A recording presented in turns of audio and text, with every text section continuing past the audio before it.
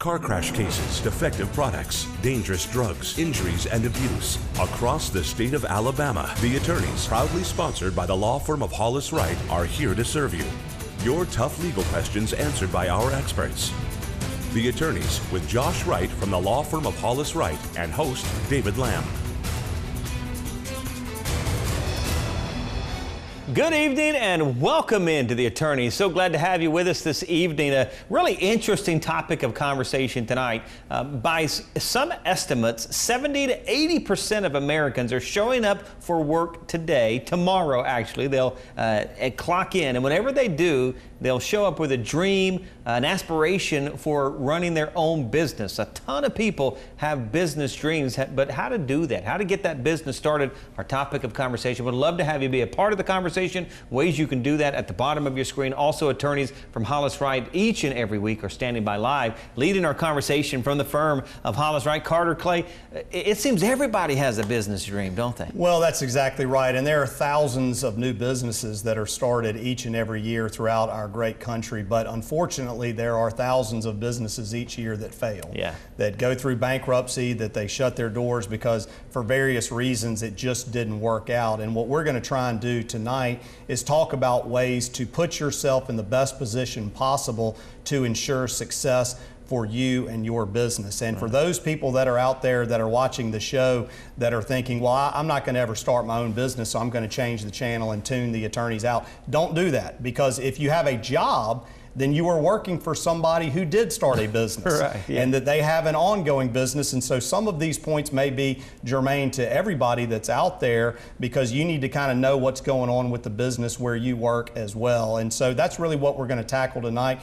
And we're so very fortunate to have Tripp Watson here with us to talk about these types of issues. Tripp, thanks so much for being here on the show.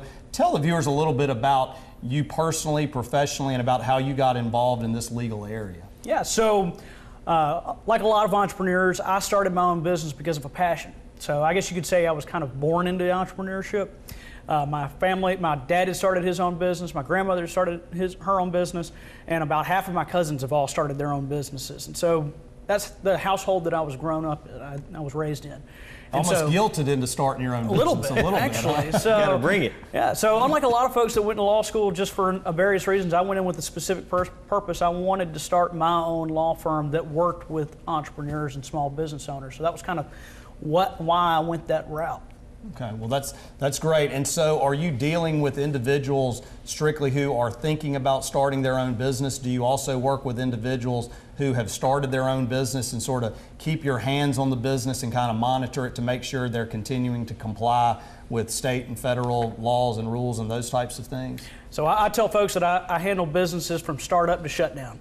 And so for most of my clients, about 90% of them are founders and original entrepreneurs. So they're the ones that knew the early stages when you didn't know whether you were going to get paid this month, to finally selling the business and going into retirement. So and hopefully you hadn't had any that have shut down yet. So unfortunately, that's a part of it, you know? That is an unfortunate part of it. Well, what we want to talk about here this evening is, and we can really just do it in a step-by-step manner, is what are the steps that you go through with an individual in terms of planning out the new business, and also talk about why should somebody who is thinking about starting a new business come see you in the first place when they can easily, I guess, go to the internet and read all they want about starting a new business. So wherever you want to start, go ahead and jump in. So first things I'll mention is when you're getting started out, the very first step that you want to take is to make sure that what you're doing is actually legal. And that might be legal in compliance with the law, but it also might be legal in terms of a contract that you might have. So if you're an employee and you have a non-compete agreement or something like that, you want to make sure that you're not getting in trouble with anything like that. But you also want to make sure that your actual business idea is legal. You don't want to have a situation in which the cops show up and say, hey, you can't do this. There have been a lot of great ideas of starting business. There was only one problem. It was not legal conduct. Huh? And you'd be surprised that, that's a common theme, especially with occupational licensing. So you want to make sure that you're in compliance with those rules. But when you get started up, it's really important not only to make sure that you have a very clear product and potential for protecting that product, but also if you're going into business with somebody else, making sure it's very clear on what those expectations are, who's going to be doing what, when, and how. Okay. And in terms of the services that you provide, how do you typically charge or bill? Because obviously if somebody's out there trying to start their own business, they need as much capital as they can get their hands on to actually start the business. And you're sort of adding another wrinkle into that in terms of taking away capital. And so talk a little bit about that. Oh yeah. Any startup business, they're all famous for having tons of money. So yeah, practically speaking, the way that I plug in is that I work for a lot of times on flat fees or monthly retainers so that you can budget for those expenses. But my idea is and where I plug in is I want to be the preventative maintenance. I don't want you to call me when your engine breaks down. I want to make sure that the oil has been changed and so that you don't have to worry about anything ahead of time. If I can prevent that problem, it's going to cost you a fraction as much as it's going to cost to fix. And once you get sort of a general idea, I guess, of what the business will involve, do you come up with sort of a customized plan for that individual related to the steps that they probably need to take to get off and running? Absolutely. So if you go onto the internet and you'll pull an agreement off, that's not going to be tailored to you. I say finding stuff for free on the internet is like finding gum on a lamp post. Yeah, it's free, but do you really want it?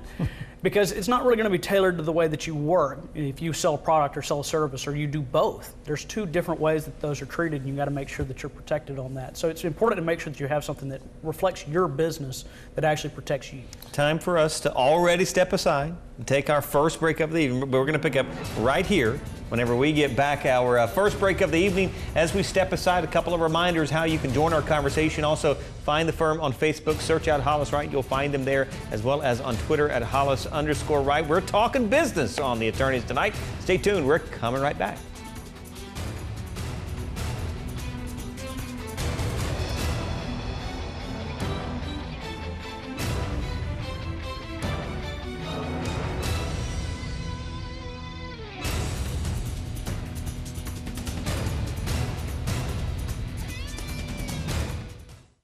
I'm Josh Wright with the law firm of Hollis Wright, a personal injury law firm. Thank you for watching The Attorneys. Now, we hope you, a friend, or a loved one never needs legal counsel for a case. But if you do, the goal of the show is simple. Provide answers and legal counsel when you need it the most. Your call to the show is free, so if you have questions specific to the show or related to other accident or injury-related topics, you can call, email, or text us. Or you can also follow us on Facebook or Twitter, or simply contact us by going to hollis-wright.com and click on the Contact Us link. We know your time is valuable, so thank you for spending it with us watching The Attorneys.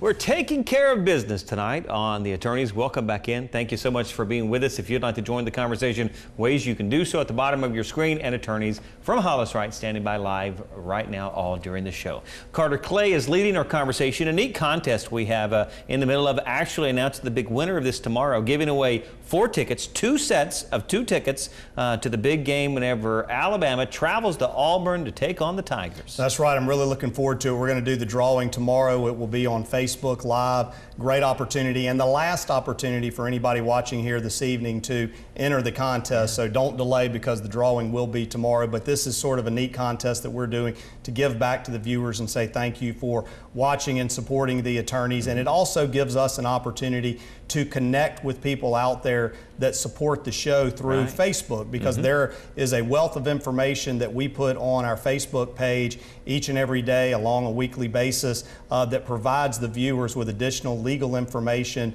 on various topics that may impact their lives. And so having them come on our Facebook page, like the page, and then share the contest post will connect them with our firm and give them the opportunity to get that information. And you do that, you'll be entered to win the contest. At noon tomorrow, we announce the winner, so good luck to everybody. Yeah, Tripp, when we took the break, we were talking about setting up the business. That's obviously the topic tonight. But one of the things that we haven't talked about which I imagine would be one of the most important topics that you discuss with any one of your clients, and that is legally, what type of business are you going to establish? Is it going to be a sole proprietorship? Is it going to be incorporated in a corporation? Is it going to be a limited partnership? Is it going to be an LLC, which is a limited liability company?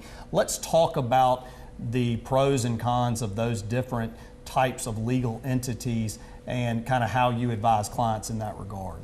So, funny story, 98% of businesses in the United States are sole proprietorships, wow, which means, still? Absolutely. So that means that you have absolutely no backstop. If I do something or something happens at my place of business and I get sued personally, then that goes on me personally. I don't have any LLC or corporation to stop that. So you're going after my house, you're going after my cars, and that's bad. So what I generally recommend is set up some type of legal entity, and obviously the most popular one that's out there is the LLC. So about 95% of the companies that are formed in the United States are set up as an LLC. But the problem with an LLC is that while it's flexible and it gives you a lot of flexibility to do some certain things, a lot of people don't know that. And so they start committing themselves to things that might actually be detrimental to them. So if they're going into business with a partner, there may not be clear expectations of how that's going to work. And if you've ever had a fight with a significant other, a fight with a business partner can be very similar, and everybody remembers it a little bit differently. Right.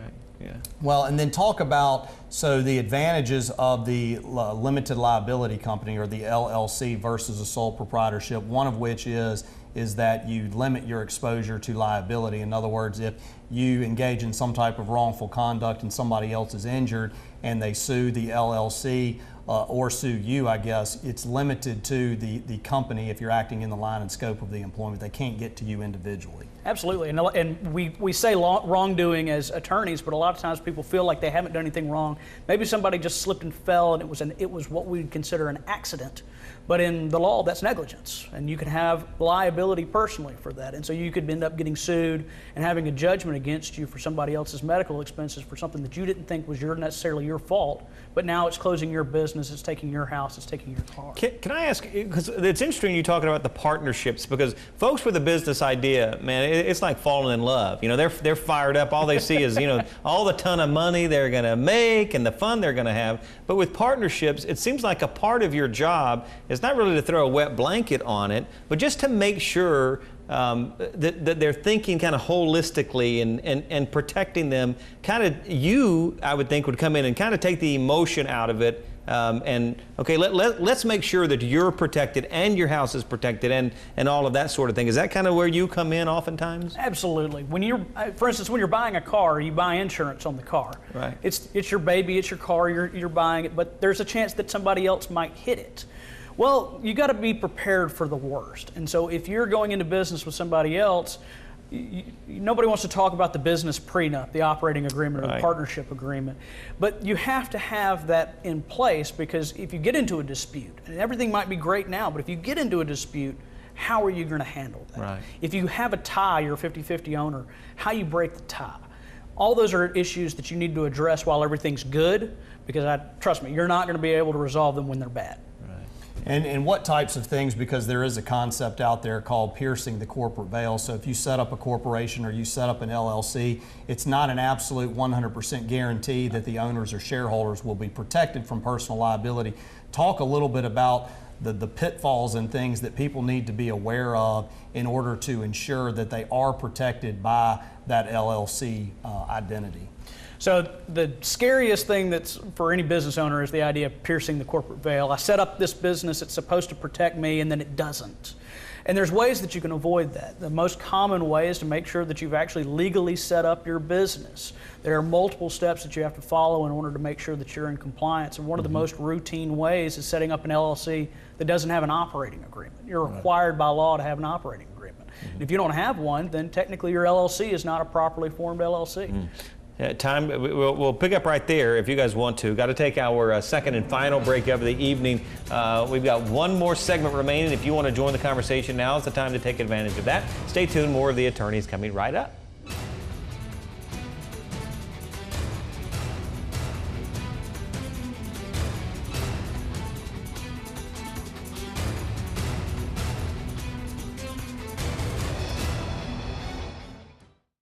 I'm Josh Wright with the law firm of Hollis Wright. Now, we often hear the phrase burden of proof when it comes to civil or criminal lawsuits. It's the level of proof that a plaintiff must meet to win their case. But these burdens change whether you're in a civil or a criminal court. So in this week's Legal 4-in-1, we're answering the question, who holds the burden of proof and what is the burden in the case? Let's start with civil cases. Civil cases are brought by a plaintiff who claims they have been injured by some way by a defendant. Because there is no chance of jail time, since the injury does not amount to a crime, the burden of proof is not as difficult as in criminal cases. The level of proof here is called preponderance of the evidence. In general terms, that means the plaintiff must prove that it is more likely true than not true that the defendant is responsible for the plaintiff's injuries. You've seen the scales of justice before. Both parties have to fill those scales up with evidence to support their position. If the plaintiff can fill his scale up with just a bit more evidence than the defendant, the plaintiff wins the civil case and is entitled to a verdict. Now, the stakes are much higher in a criminal case than that of a civil case. That's because a criminal defendant could lose his freedom or even his life if he's found guilty. So who holds the burden of proof in a criminal case? Well, the state does, because the defendant is being accused of breaking state law. The state has to prove beyond a reasonable doubt that the defendant is guilty. It's the heaviest burden in the justice system. The evidence has to be so convincing that the jury believes beyond any reasonable dispute the defendant is guilty. Probably guilty just isn't enough in these cases. The law requires the jury to find the defendant not guilty if there is any doubt at all. Please remember, your call, email, or text to the attorneys is free. All of us at Hollis Wright want to help answer your questions on real issues you face. Remember, a competent lawyer will respond to every question you send in. That's our pledge and promise to you. Thanks for watching The Attorneys.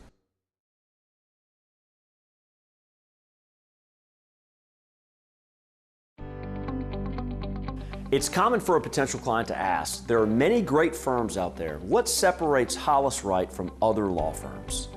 My response is generally to talk about the strengths of our law firm in handling cases throughout Alabama and the United States.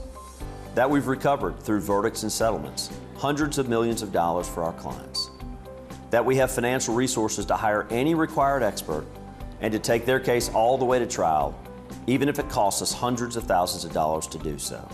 That we handle cases only on a contingency fee, which means we never ask the client to pay any costs of litigation whatsoever, and only recover those costs in a fee if we win for the client.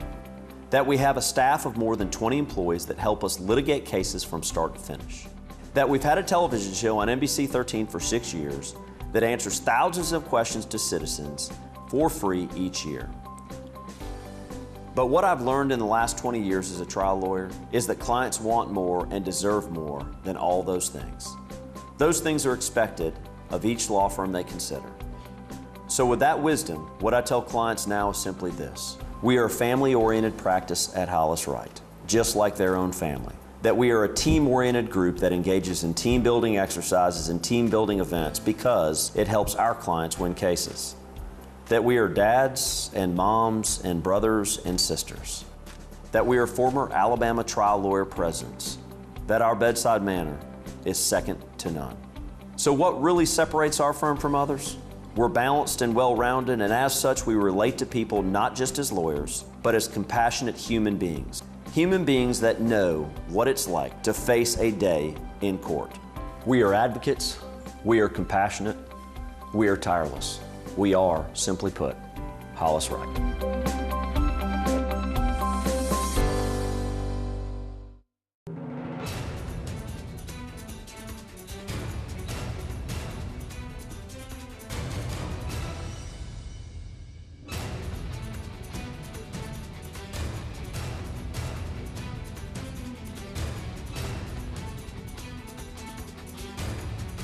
Welcome back into the Attorney's Hour. Final segment here. We're talking all about business. So if you have a business dream, this is certainly the show for you. Also, just a few minutes remaining if you would like to speak with those attorneys that are standing by live. Carter? Tripp, we've talked about the different legal types of entities that can be established. You mentioned sole proprietorship. We've talked about LLCs and limited liability partnerships and corporations, but talk a little bit about the differences in taxation relative to those different types of companies. So traditionally, the best way to put it is that if you're a single sole proprietor, that means that all your business income is reflected on your personal income. So you don't have to file a separate tax return. Makes it really easy. The problem is that you're going to be subject to self-employment tax. That's FICA if you've been employed by somebody else. It's the same thing for an entrepreneur. So the benefit is that you don't have an extra layer of taxation, but you do have some other disincentive. On the other end of the spectrum, you have a corporation that's taxed as a C Corp by default, which means that you're taxed twice. The company gets taxed, and then you get taxed when you get the money yourself. So there's a range of options in between. So you have an S corporation, which both corporations and LLCs can both file as, and that actually offers a lot of benefits in the way that the taxation of your income works. And then there's also the option that you can file as a partnership, which is if you qualify, which you're an LLC or a limited partnership or some other type of partnership, then all that income acts the same way that it does on a sole proprietor, and you don't get double taxed on that either. Well, small businesses are such a key cog in our economy, and oftentimes the way folks, the small businesses, they can go that route where it's just a business themselves. But something else that's really popular is franchising. What are the pros and cons with going it on your own and maybe going the route of a franchise? So franchises are an interesting concept. On one end of the scale, you have starting your own business. On the other end of the scale, you have working in a business as an employee. The benefit of a franchise is that it sits in the middle. Mm-hmm. You don't have to start something from scratch. You don't have to understand everything about your product and create a product and test that and go through the potentially years of having to figure out what's the right market. But you also have a lot more freedom than you would in a employment scenario. So the good thing about a franchise is that it's a business in a box. You're basically buying in and you're good to go, and they tell you exactly what to do. The downside is that they are going to tell you some things that you have to do. There's some requirements in order to keep in compliance with the franchise agreement. The other big issue with the franchise is that franchise disclosure documents are documents that start the franchise, and they are lengthy. They're on average about 250, 300 pages of dense legalese. And so it's very important to know what you're getting into ahead of time, because some franchises are really, really good and really generous. Some aren't. Right. Well, and mentioning documentation is a good segue into the next question that I have, which is that regardless of the type of business that you're going to create, is there paperwork that has to be filled out, or are there documents that have to be filed with, say, the state of Alabama, the Secretary of State? Kind of give us A to Z, if you can, a thumbnail sketch of the types of different documents that any interested business owner will likely have to fill out in order to effectively start their business and be complying with the laws. So at a bare minimum, you're going to need paperwork to get your business started. You're going to need to have some type of annual filing. And then you'll need to file paperwork and do a process if you're trying to shut down. So depending on what type of legal entity you are, that determines what type of paperwork you need in order to get started. At the very least, it's some business license or a certificate of formation that you file with the judge of probate or the Secretary of State. And then the annual renewals are the business privilege tax in Alabama, and there's a couple of other Department of Revenue disclosures that you have to do. But those also depend on which company you are. So it's not as simple as just saying that, oh, well, if you're a sole proprietor or an LLC or whatnot, these are the documents that you file because they're changed. The big issue is that when you're shutting a business down, it happens, nobody likes to talk about it, but shutting a business down is a process, and it's not sufficient just to file articles of dissolution and walk away from it. You have to do a process that's called winding up, and if you don't do that appropriately, you could have a situation where somebody pierces that corporate veil and you're personally responsible. Do you assist your clients in any way relative to getting capital to get the business started? Not necessarily you helping them find investors or capital venture type individuals or things like that, but talk a little bit about the guidance and counsel that you give your clients in that regard. So whenever your business takes on money, it is taking on a liability, whether it knows it or not. And so the big issue is you've got to know if somebody's putting money in, how that money works. Is it going to be a debt? Are they buying into the business? Is it going to be some other type of hybrid structure? Because each one of those has different roles, and so you're going to have to react to those. Debt, they can come after the business and go and recover against the assets. Equity, the ownership of the company, they're going to have a voting share. They're going to be able to say what's going on in the company. So it's important to know what that looks like. The reason that it's very important is a lot of folks are really excited, and they're so excited to get the money in that they want to deploy that in the business that they don't spend the time to flesh out what those expectations are. And so one of the most common early stage investment is what we call FF&F, which is friends, family, and fools. So they invest in a business, they don't really know what they're getting into, they write a check and nobody formalizes anything, and then all of a sudden when the business is successful, that guy that gave you $2,000 10 years ago now says he owns 10% of your company. And that's what you got to prevent. Well, and I think one thing we probably do need to clarify is that we mentioned about LLCs and being protected from personal liability, but there is one big exception to that when you're starting your own business, and that is when you go borrow money from somebody, or if you go borrow money from the bank, because you go and borrow money from the bank, you can't just sit back and say, well, hey, if my business fails, they can't come after me personally, because what the bank is going to have you do is sign a personal guarantee, right, which then gets around the shield that the corporation would otherwise be able to provide you. And so when you go and you borrow that money from the bank, you sign off on that personal guarantee. If the business fails and you lose that money, the bank can come after you personally to recover that money. And I'm sure that's something that you talk with your clients about as well. Absolutely. Yeah, part of it you don't like to talk about, but that's why you need to get some legal representation. Just 2 minutes remaining, so we're about out of time. I want to get a final thought from the both of you, and Tripp, if you would, you go first, please, sir. So if you're going to start your business, it's really important to make sure that you have a good, solid, professional team to get advice from. I recommend having 4 people on that team. The first is a good tax accountant that can tell you what you're expecting on the tax side. Another is a business banker. You want to start asking for money before you really need it, because when you need it, it's probably too late. Right. Next, you need somebody that is a good financial advisor, somebody that can look at the cash flow and tell you where to put that money and what's the best way to do that. That may not be a certified financial advisor. It might be somebody that's just a good business person. And then last, make sure that you have a business attorney. Right.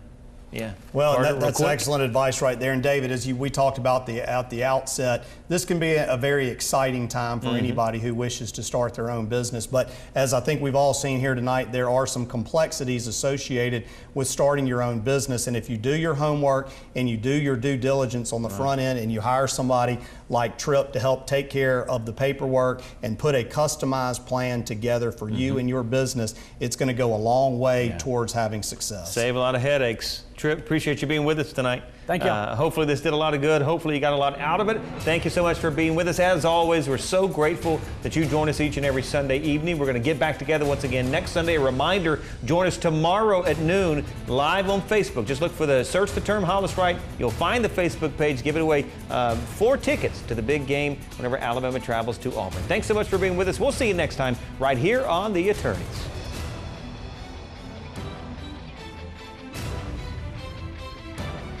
Thanks for watching The Attorneys, sponsored by Hollis Wright.